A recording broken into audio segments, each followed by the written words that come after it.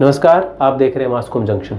मैं डॉक्टर प्रदीप कुमार हाजिर हूं एक और नई वीडियो के साथ। दोस्तों, आज हम चर्चा करेंगे संपादन में उप संपादक की भूमिका। जैसा कि हमने पहले के लेक्चर में डिस्कस किया कि जो संपादन है वो एक कला है, एक कौशल है और निरंतर मेहनत के बाद ही इस कला में महारत हासिल की जा सकती है। अगर समाचार पत्र और पत्रिका की अगर हम बात करें तो संपादन में उप संपादक अहम भूमिका निभाता है। इस लेक्चर में हम उन बिंदुओं की चर्चा करेंगे, उन जिम्मेदारियों की चर्चा करेंगे जो एक उप संपादक निभाता है और समाचार पत्र को पठनीय बनाता है, उसके प्रस्तुतिकरण को शानदार बनाता है। तो जो उप संपादक है उसकी जिम्मेदारियों की अगर हम बात करें तो डेस्क की टीम के साथ उसको एक समन्वय बनाकर चलना पड़ता है। सारे कामकाज का जो बंटवारा है, चाहे डेस्क की जो प्लानिंग है कि कौन सी खबरें आज हम प्रमुखता से प्रकाशित करेंगे, कौन सी खबरें ऐसी हैं, उनका लेआउट क्या होगा, हेडिंग क्या होगा, कल अखबार जो लोगों के बीच में जाएगा उसका रंग रूप कैसा होगा, ये सब जो है उप संपादकों की टीम है, जहाँ पे उप संपादक भी होते हैं, जहाँ पे चीफ सब एडिटर भी होते हैं और पूरी टीम जो है। लेकिन इसमें जो अहम भूमिका रहती है वो उप संपादक की भूमिका अहम रहती है, इसलिए उसको हीरो बिहाइंड द स्क्रीन, पर्दे के पीछे का हीरो भी कहा जाता है। एक उप संपादक को इस बात का ख्याल भी रखना होता है कि वो एक समाचार पत्र को आकर्षक बनाने के साथ साथ ये भी ख्याल रखेगा कि उसकी खबरों में विचारों का समावेश ना हो पाए, बल्कि जो खबरें जैसी आई हैं उनको एक तटस्थ भाव से वो प्रेजेंट कर पाए, लोगों तक पहुंचा पाए। उसको डेट लाइन, अखबार में खास तौर पर जो डेट जहाँ पे होती है, जहाँ पे उसका तारीख लिखी होती है, यहाँ पे वार लिखा होता है यानी कौन सा डे आज है, ईयर लिखा होता है, संस्करण होता है। तो जब उप संपादक खबरों के एडिटिंग के बाद पेज को पब्लिश होने के लिए प्रिंटिंग सेक्शन को भेजता है तो उसको डेट लाइन चेक करनी होती है। खबरें जो ब्यूरो से खबरें आ रही होती हैं उन खबरों को वो पढ़ता है, तरीके से पढ़ता है सारी खबरों को, साथ साथ उनका संपादन भी करता है। अगर कोई त्रुटि दिखती है तो वो रिपोर्टर से संपर्क करता है और खबर में उसको अधूरापन लगता है तो रिपोर्टर से कहता है कि आप इस खबर को कंप्लीट करके भेजिए।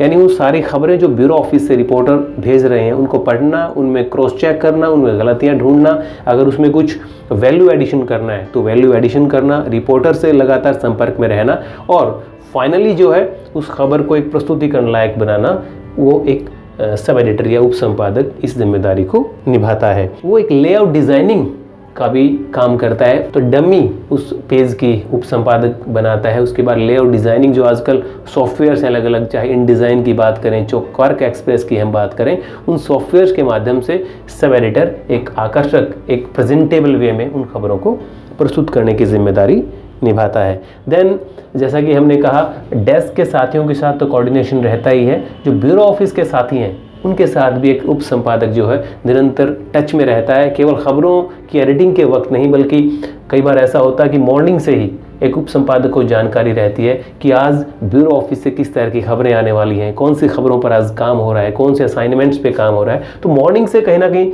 एक कोऑर्डिनेशन शुरू हो जाता है कि आप इस तरीके से खबरें भेजिए और हम इस तरीके से उस पेज को बनाएंगे, उस स्पेशल पेज को हम बनाएंगे।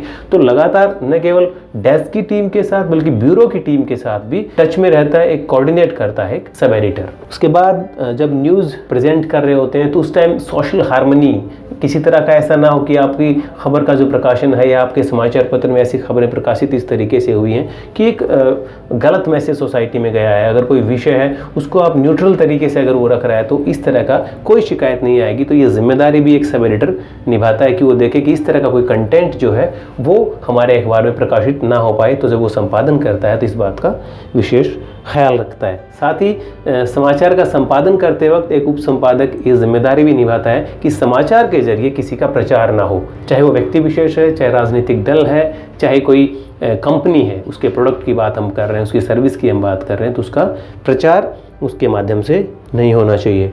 देन एक उप संपादक जो है वो लगातार सजेशन देता रहता है, चाहे उसके पास ब्यूरो ऑफिस के लिए कोई सजेशन है, चाहे उसके पास अपनी जो संपादकीय टीम है डेस्क की उसके लिए कोई सजेशन है। तो कई बार ऊपर से भी जो अखबार होते हैं उनके हेड ऑफिस से सुझाव मांगे जाते हैं कि हमारे अखबार में किस तरह के हम बदलाव कर सकते हैं, किस तरह के चेंजेस कर सकते हैं। मीटिंग्स होती हैं तो वो वहाँ पर भी एक अहम भूमिका निभाता है और अपनी जिम्मेदारियों को निर्वाह करते हुए अपने अखबार के लिए, पाठकों के लिए, सोसाइटी के लिए वो समय समय पर अपनी अच्छी राय देता रहता है। एक उप संपादक इस बात का भी ख्याल रखता है कि खबरों की रिपीटेशन ना हो। कई बार हम अक्सर देखते हैं कि अखबार में गलतियां हो जाती हैं और एक खबर को हम 2 या 3 जगह पढ़ लेते हैं, तो रिपीटेशन ना हो इस बात का उसको विशेष ध्यान रखना पड़ता है। देन अट्रैक्टिव हेडलाइंस, हेडलाइंस से अखबार की पहचान होती है। शीर्षक अगर आकर्षक है तो खबर को पढ़ने का पाठक का मन करता है। तो एक सब एडिटर को इस बात पर विशेष ध्यान देना चाहिए कि जो हेडलाइंस हैं खबर की वो आकर्षक हों, उसके बाद इंट्रो उसका जो बड़ा अच्छा हो, क्योंकि अगर हमने हेडलाइन अच्छा दिया है, इंट्रो अच्छा लिखा है, तो पाठक हमारी खबर की तरफ आकर्षित होगा, उसको पढ़ेगा। अगर उसको खबरें अच्छी लगती हैं तो हमारे अखबार से भी कहीं ना कहीं वो जुड़ा रहेगा। तो इस प्रकार संपादन की जो प्रक्रिया है उसमें एक उप संपादक की अहम भूमिका रहती है। तो इस प्रकार संपादन के क्षेत्र में एक उप संपादक की अहम भूमिका है। वो रिपोर्टर्स की जो खबरें हैं, उनकी जो मेहनत है उसको संवारता है, उसमें चार चांद लगाता है और पर्दे के पीछे बैठा हुआ इतना अच्छा कार्य कर रहा होता है कि अखबार को सराहना मिलती है, एक रिपोर्टर को सराहना मिलती है और उसकी खबरों को भी काफ़ी सराहा जाता है, काफ़ी अप्रिशिएट किया जाता है। इसीलिए एक उप संपादक को पर्दे के पीछे का हीरो भी कहा जाता है। तो आज हमने डिस्कस किया कि समाचार पत्र और पत्रिका के संपादन कार्य में एक उप संपादक की क्या जिम्मेदारियां हैं, क्या ड्यूटीज़ हैं, उन पर हमने चर्चा की। इसी के साथ अब हम आपसे विदा लेते हैं। जल्द हाजिर होंगे एक और नई वीडियो के साथ। धन्यवाद।